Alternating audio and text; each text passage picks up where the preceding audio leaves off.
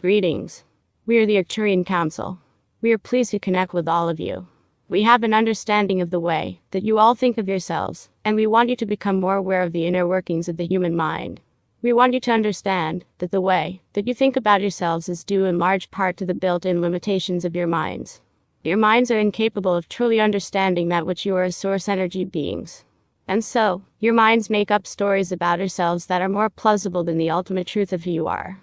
These stories are indicative of the ego that you tend to operate as. The ego tends to go either very high or very low. Therefore, you will notice that you can feel good about yourself one moment and think very little of yourself the next, even though your true nature as a source energy being hasn't changed.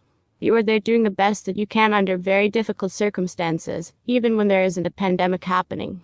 So how do you get your minds to let yourselves off the hook and stop living by the conditions of the ego? The best way is to bypass your minds and all of their built-in limitations. Go straight to your hearts and feel for the love that you are. Feel for the unconditional love of Source. And if it is hard for you to access in any moment, then make it easier on yourself. Go and look at a flower, sit under a tree, pet a dog or cat.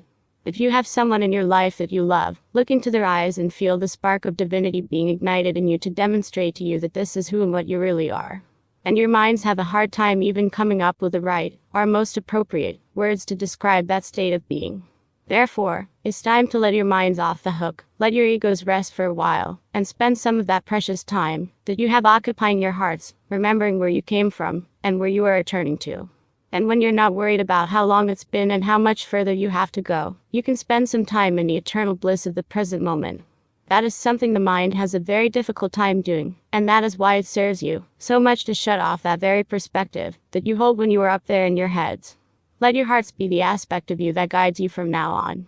We are the Arcturian Council, and we have enjoyed connecting with you.